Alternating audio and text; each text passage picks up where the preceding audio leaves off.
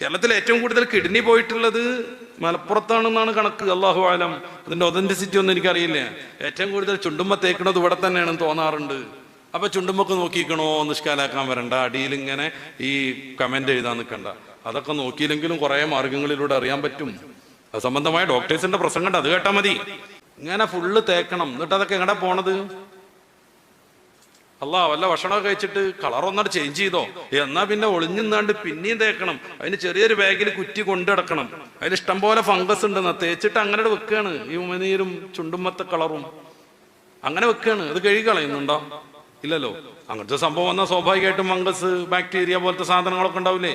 അങ്ങനത്തെ ചില പരിശോധനാ ഫലങ്ങളുണ്ട്.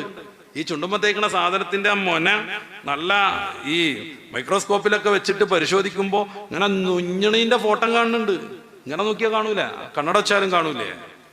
ഇത് തേക്കണ്ടെന്ന് പറയലിന്റെ